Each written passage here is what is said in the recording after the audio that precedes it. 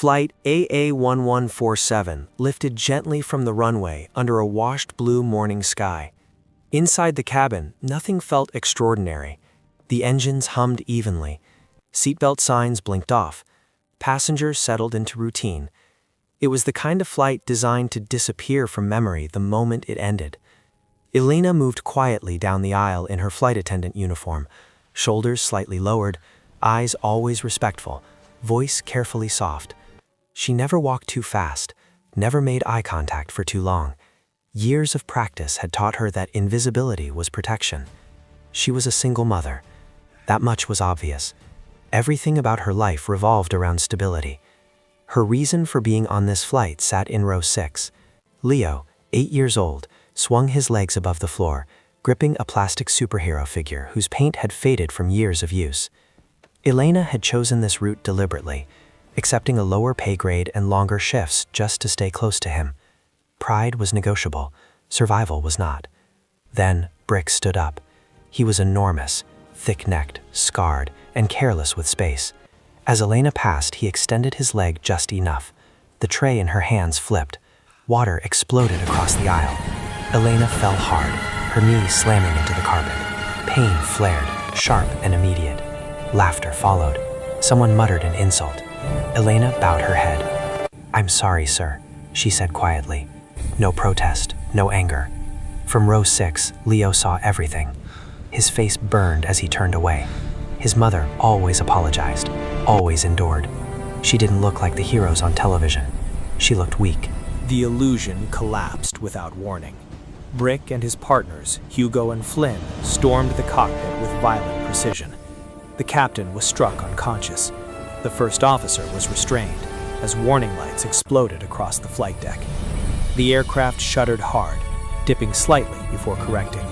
Screams filled the cabin. Oxygen masks dropped. Fear spread fast. Flynn walked slowly down the aisle, enjoying the panic. His eyes scanned faces until he heard a sound he hated. Leo was crying. Flynn stopped in front of him. "I hate noise," he growled, raising his hand. Elena moved instantly. She stepped between Flynn and her son, hands raised, posture submissive. "Please," she begged, voice shaking. "He's just scared." Flynn shoved her aside. Elena slipped. At least that's what it looked like. Her foot hooked his ankle perfectly. Flynn lost balance and slammed face first into the floor. Elena gasped, rushing to help him up. "Oh God, I'm so sorry, I'm so clumsy," she cried.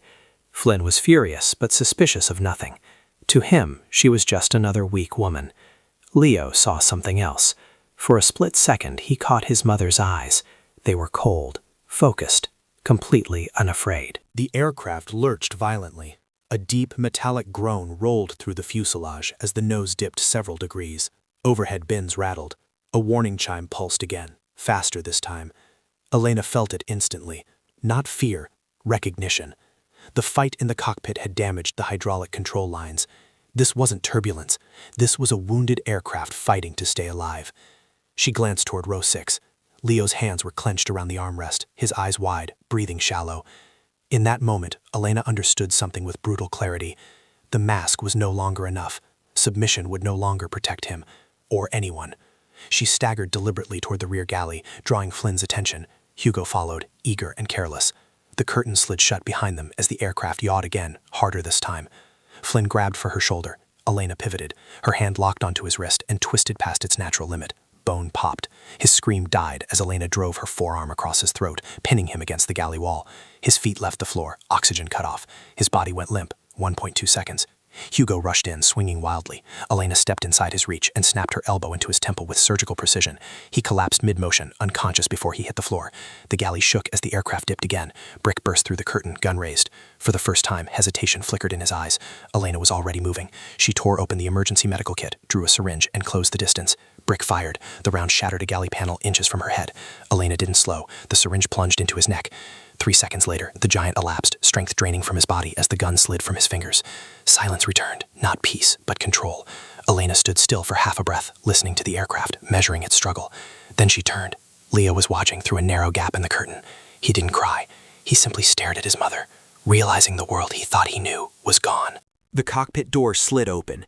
Heat, smoke, and the sharp stench of hydraulic fluid filled the air. Warning alarms screamed without pause. Red failure messages flooded the displays. The captain was slumped forward, unconscious. The co-pilot's hands were locked on the controls, his face pale with panic. "She won't respond," he shouted. "Left engine's gone. Hydraulics are bleeding out. I can't hold her." Elena didn't hesitate. She strapped into the left seat. The moment her hands touched the controls, she felt the truth. Lag, resistance, asymmetry. The aircraft wasn't flying anymore. It was falling, slowly, and pretending not to. She put on the headset. "This is Colonel Elena Reyes, United States Air Force," she said, her voice calm, controlled. "Call sign Phoenix. I have the aircraft." The cockpit went quiet except for the alarms. Air traffic control froze. At Luke Air Force Base, sirens sounded. 2 F-22 Raptors launched within minutes, climbing hard with afterburners lit. Elena ignored civilian check-control systems, rerouted power, and began flying the aircraft the way she had flown damaged fighters over hostile territory. Differential thrust. Right engine increased. Left engine, barely alive, balanced carefully. Yaw corrected, not with control surfaces, but with power. The aircraft stabilized unnaturally, held together by skill alone. "Phoenix," a voice crackled over the radio, disbelief breaking through discipline. "Viper 1 has visual. Is that really you?"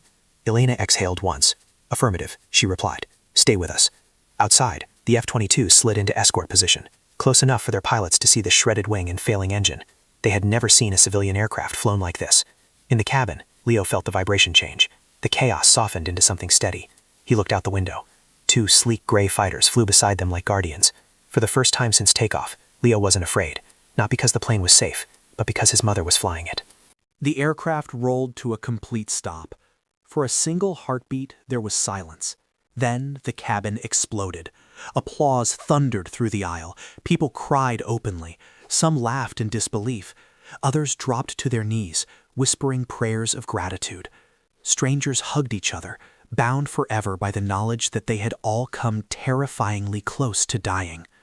Outside, Phoenix Sky Harbor Airport was unrecognizable. Fire trucks lined the runway. Military vehicles blocked access roads. News helicopters circled overhead, their cameras already broadcasting live images to millions of screens around the world. When the cabin door finally opened, the reality waiting outside was overwhelming. At the foot of the stairs stood General Solomon, Elena's former commander. His uniform was immaculate, his posture rigid. This was a man who had once sent her into missions no one else survived. As Elena appeared, holding Leo's hand, the general raised his arm and rendered a full military salute, the highest he could offer. "Welcome back," he said firmly. "Welcome home, Colonel Phoenix." Camera shutters erupted. Reporters shouted over one another. "Is it true you neutralized 3 hijackers alone? Did you really land the aircraft with 1 engine and no hydraulics? Why was a decorated combat pilot working as a flight attendant?" Elena ignored them all. She knelt in front of her son, blocking out the noise, the lights, the world. "I'm sorry you saw me bow my head," she said quietly. "I never wanted you to think that was weakness." Leo's composure shattered. Tears streamed down his face, not from fear, but from pride. He wrapped her arms around her and turned toward the cameras, shouting with everything he had. "My mom isn't weak. My mom is a hero. My mom is Phoenix." The image went viral within minutes. A kneeling mother, a saluting general, a child defending his hero. The legend was no longer classified. Elena never returned to cabin service. Within days, the story of Flight AA1147 dominated global headlines. Aviation experts analyzed footage frame by frame. Military forums erupted with recognition. Former squadron mates came forward, confirming what many already suspected, in full dress uniform, with Leo beside her. As her promotion orders were read aloud, the room rose to its feet. She was officially promoted to Brigadier General, an advancement accelerated by circumstances no training manual had ever anticipated. Her next assignment carried enormous weight. Elena was appointed commander of the United States Air Force Test Pilot School, where the most dangerous aircraft in the world were flown to their limits. Under her leadership, doctrine changed. Pilots were no longer trained to assume systems would work. They were trained to assume failure and adapt. The civilian world followed. International aviation authorities implemented new emergency protocols inspired by AA1147. Airlines began quietly cataloging military-trained passengers capable of assisting during crises. What had once been unthinkable became policy. Years later, in Geneva, Elena stood before an audience of world leaders, engineers, and safety officials, presenting a new global framework for aviation emergency response. In the front row sat Leo, older now, wearing a small Phoenix insignia pinned carefully to his jacket. As he watched his mother speak with calm authority, he finally understood something that had taken years to form. The greatest heroes are not the ones who never bend.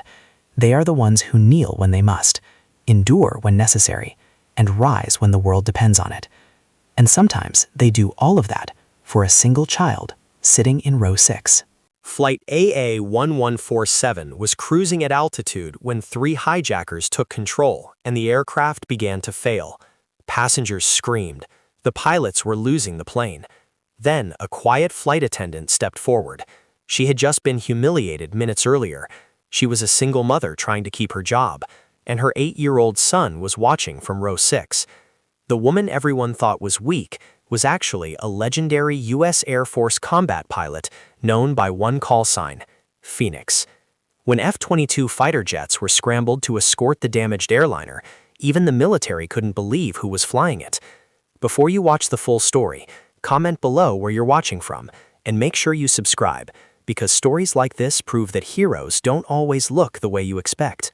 That day, Flight AA-1147 landed safely, not because the aircraft was perfect, but because someone knew how to fly what was broken. Elena didn't rise for medals. She rose for her son, and in doing so, she saved everyone on board. If this story moved you, share it with someone who believes true strength is quiet. Leave a comment for the heroes you never see, and subscribe for more real stories where ordinary people reveal the legends they've been hiding. Because sometimes, the most powerful guardian on the plane is the one sitting